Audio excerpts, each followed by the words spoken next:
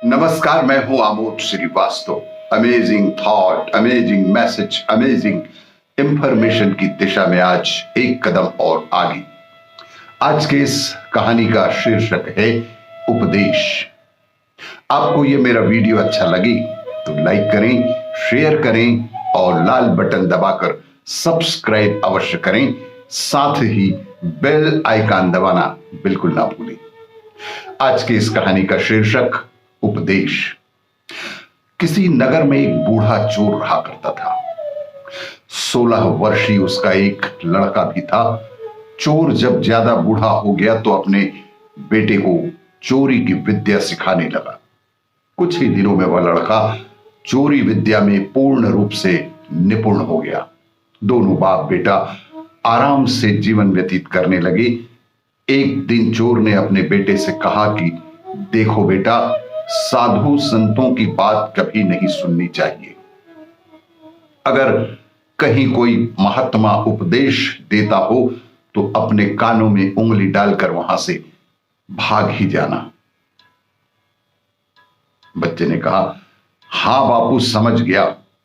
एक दिन लड़के ने सोचा, क्यों ना आज राजा के घर पर ही हाथ साफ कर दूं। ऐसा सोचकर राजा के महल की ओर ही चल पड़ा। थोड़ी दूर जाने के बाद उसने देखा कि रास्ते में बगल में कुछ लोग एकत्र होकर खड़े हैं। उसने एक आते हुए व्यक्ति से पूछा, उस स्थान पर इतने लोग क्यों खड़े हुए हैं? उस आदमी ने उत्तर दिया कि वहां एक महात्मा उपदेश दे रहे हैं। यह सुनकर उसका माथा ठनका। इसका उपदेश मैं नहीं सुनूंगा। पिताजी ने कहा है कि उपदेश साधु संतों का ना सुनना। ऐसा सोचकर अपने कानों में उंगली डालकर वह वहां से भाग निकला। जैसे ही वह भीड़ के निकट पहुंचा, एक पत्थर से ठोकर लगी और वह गिर गया। उस समय महात्मा जी कह रहे थे कि जीवन में कभी भी झूठ नहीं बोलना चाहिए। जिसका नमक खाएं उसका कभी भी बुरा नहीं सोचना चाहिए। ऐसा करने वाले को भगवान सदा सुखी बनाए रखते हैं। ये दो बातें उसके कानों में पड़ ही तो गई। वह झटपट उठा और कान बंद कर राजा के महल की ओर चल दिया। वहां पहुंचकर जैसे ही अंदर जाना चाहा कि उसे वहां बैठे पहरेदार ने टोका, अरे कहां जाते हो? तुम हो कौन? उसे महात्मा का उपदेश याद आया कि झूठ नहीं बोलना चाहिए। चोर ने सोचा कि आज सच ही बोलकर देखें क्या होता है। उसने उत्तर दिया कि मैं चोर हूं, चोरी करने जा रहा हूं। सिपाही ने कहा, अच्छा जाओ। सिपाही ने सोचा, राजमहल का कोई नौकर होगा, मुझसे मजाक कर रहा है। चोर सच बोलकर राजमहल में प्रवेश पा गया। एक कमरे में घुसा। वहां ढेर सारा पैसा तथा जेवर देखकर उसका मन खुशी से भर गया। एक थैले में सब धन भर लिया और दूसरे कमरे में घुसा। वहां रसोई घर था। अनेक प्रकार के स्वादिष्ट भोजन वहां रखे हुए थे। वह खाना खाने लगा। खाना खाने के बाद वह थैला उठाकर चलने लगा कि तभी फिर महात्मा का उपदेश याद आया, जिसका नमक खाओ उसका बुरा मत सोचो।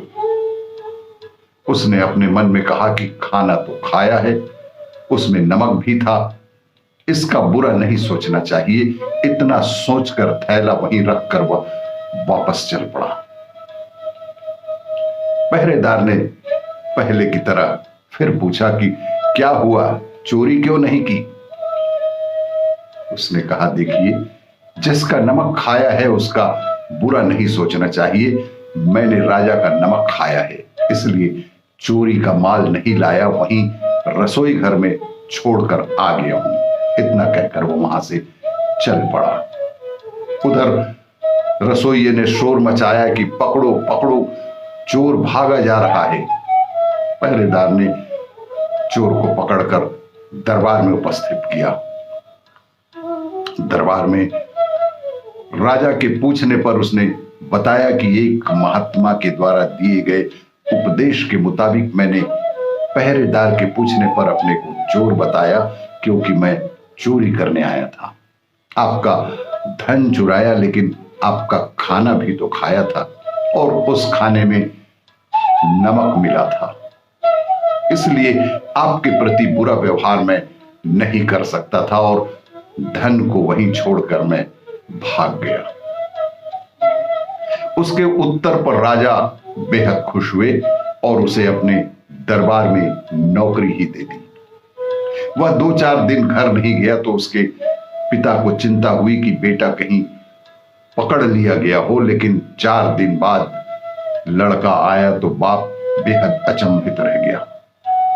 अपने बेटे को अच्छे वस्त्रों में देखकर लड़का बोला, बापूजी, आप तो कहते थे कि किसी साधु संत की बात मत सुनो, लेकिन मैंने एक महात्मा की बात गलती से सुनी और उसी के मुताबिक काम किया, तो देखिए आज सच्चाई का फल मुझे राजमहल में अच्छी नौकरी मिल गई और अच्छा मेहनताना भी मिल रहा है। इसलिए अब चोरी करने की कोई आवश्यकता नहीं और आप भी मेरे साथ चलो, महाराज से आज्ञा लेकर आपको भी कुछ कार्य मिल जाएगा। बस इसी तरह एक चोर की जिंदगी एक महात्मा की उपदेश की मात्र 2 लाइनें सुनने और उस पर अमल करने से बदल गई। आज हमारे भी जीवन में बेहद आवश्यक है कि किसी भी महात्मा की कही बात को न सिर्फ सुनकर बल्कि उसे आचरण में लाने का प्रयास करें। जीवन निश्चित रूप से सुखद होगा। आपको ये मेरा वीडियो अच्छा लगे तो लाइक करें, शेयर करें और सब्सक्राइब अवश्य करें। धन्यवाद।